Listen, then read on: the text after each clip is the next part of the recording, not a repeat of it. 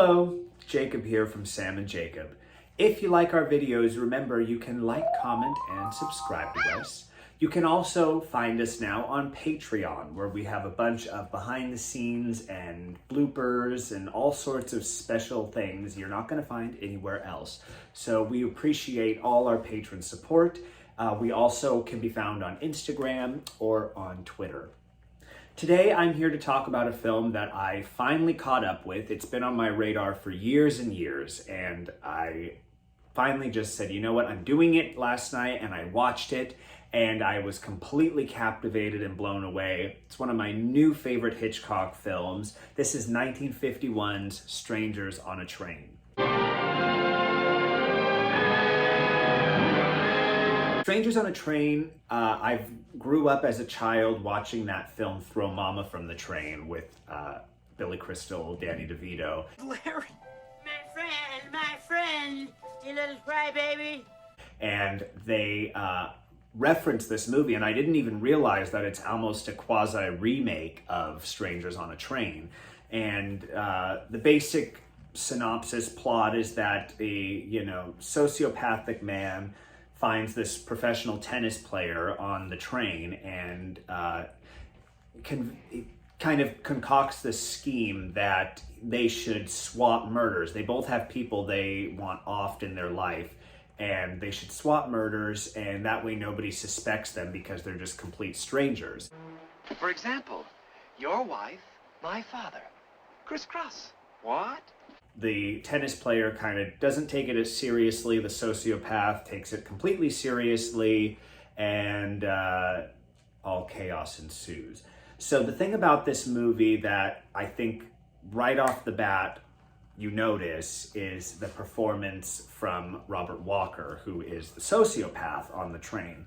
He is kind of that classic idea of a film sociopath, where he's incredibly charming and persuasive, and underneath there's all this, brooding craziness going on. Want to hear one of my ideas for a perfect murder? And the thing that he does that's so impressive to me is he has a light touch to his acting. He has a very almost like you could see him being an art critic or somebody who's just kind of in high society, rubbing elbows with people. And he, again, is charming. And I think that lends itself really well to this character. One of his signature things is that he's kind of obsessed with the idea of strangulation.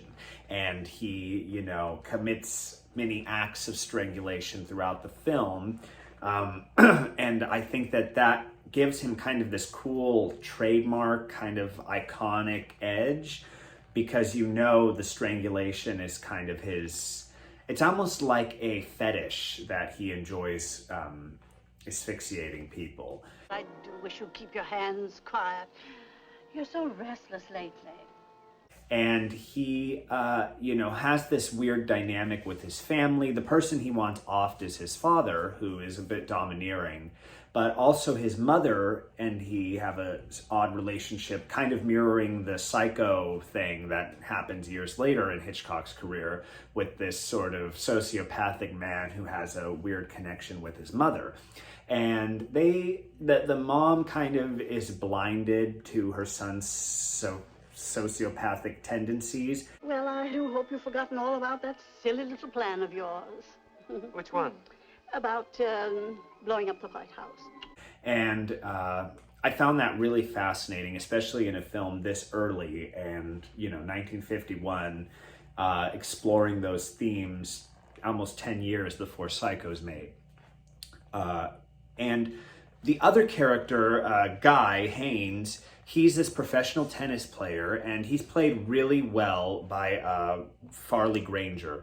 And the thing about him that you kind of like is he's this everyman. He's handsome, charming, but he's not exactly the most charismatic or the most powerful character, and that actually you would almost feel like because you're rooting for him, you want more out of that. But it really works well in this film because you see him kind of falling deeper down this issue of, you know, the murder and kind of being at the disposal of this sociopath. Like, you do my murder, I do yours. We're coming into my station. The direction of the film is remarkable. I think visually it's one of my favorite Hitchcock films. As I've said, it's now one of my favorite, period. But visually, the storytelling is so precise, so on the money without having to be dialogue heavy at times. And that again lends itself to the pacing of the film. The opening is a sequence of the two strangers, the men, the sociopath and the tennis player, getting out of the car. And Hitchcock films them from below at just their shoes. And so you see their shoes getting out of the car, and you see the other man's shoes, and the sociopath is wearing like white spats, and the tennis player is just wearing like these brown dress shoes.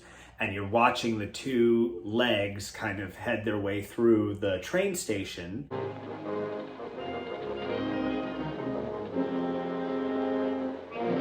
And then it cuts to this shot of the train tracks coming together, the train that they're riding on, and you're realizing this is two strangers meeting.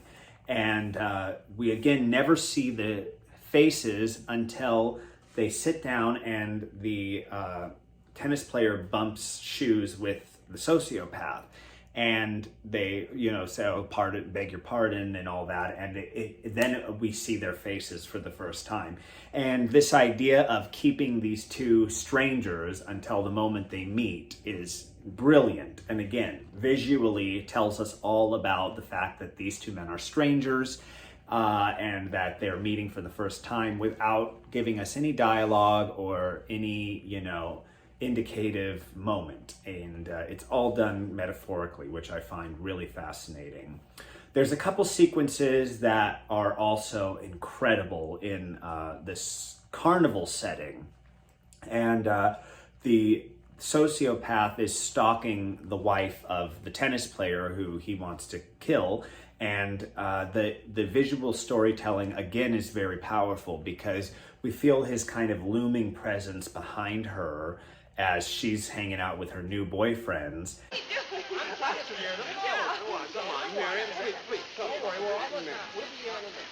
He eventually catches up to her and uses his iconic strangulation, and we see this reflection. Her glasses fall off, and her reflection is her being strangled by the sociopath.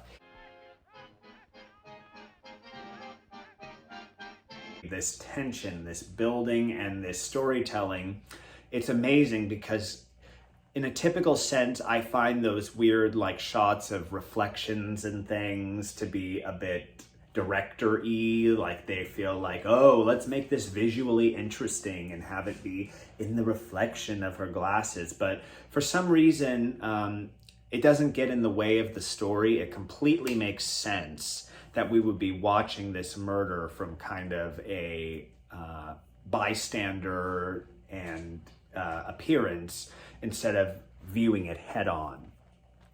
The other sequence is the climax of the film, and I won't give too much away about that, but I will just say that the speed of it and the intensity and the places it goes is so fascinating and almost surreal. It doesn't quite feel like a natural occurrence, but that really lends itself to kind of the psychotic nature of the sociopath and the whirlwind that the main character guy has been put into through this whole happenstance.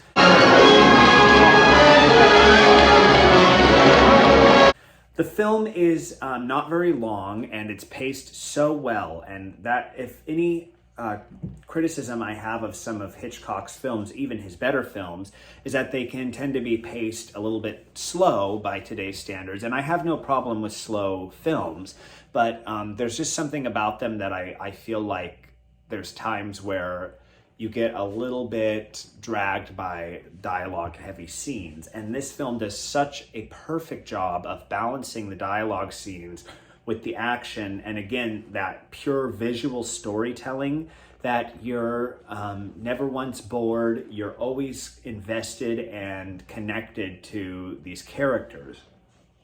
I understand that the book took a different spin on the tennis player, and that he is a bit darker in the book, and Alfred Hitchcock kind of toned him down to make him more of the everyman. And you know, this theme plays heavily in Hitchcock's career, in like North by Northwest or Foreign Correspondent, where it's like this man with wrongful accusation, he's completely innocent and everything. And I've heard that in the book of Strangers on a Train, there's a little less innocence to the tennis player. And I think that would be an interesting call to see in the film, but also I understand with censorship in the 1950s and the way the Hollywood machine worked, audiences wouldn't have connected to that character in the same way. And I do appreciate that the way the film works and the fact that you are rooting for him, because he kind of counters the sociopath so well. And you know, there is flaws to him still, and you know, there is moments where you kind of see him maybe falling in line with the sociopath's visions, but ultimately he is the protagonist of the film. And I think that anybody should check this movie out. I think it is completely an overlooked classic of his that, you know, we often put Vertigo, Rear Window on a pedestal, and while those films are fantastic, I actually do tend to be a little bit bogged down by the pacing of those films a little more. And I think to introduce somebody to Hitchcock, it would actually be more conducive to show them a film like Strangers on a Train, because of it's still Hitchcock firing on all cylinders, but the pacing moves quickly and the investment in the characters is so deep. The wants of the characters are so clear, and it's not just a movie that revolves around a couple of really intense sequences. The whole film has this sort of looming tension that I think is absolutely brilliant. It earns Hitchcock his Master of Suspense badge right off the bat. And I know this was the start of his term at Warner Brothers, and he had told the crew, look, this is my first American film, and he really invested himself into making this film, and it's there. It's very apparent, and you see that the visual craftsman has emerged instead of just the guy who, you know, filmed some stage plays and put them on screen. This is a complete film adaptation of a remarkable story, and you should definitely check it out. Please tell your aunties about Sam and Jacob. Also, you can find us again on Patreon, and we so admire the support we've gotten through YouTube and through all of you. Thank you very much, and this has been Cinema Review.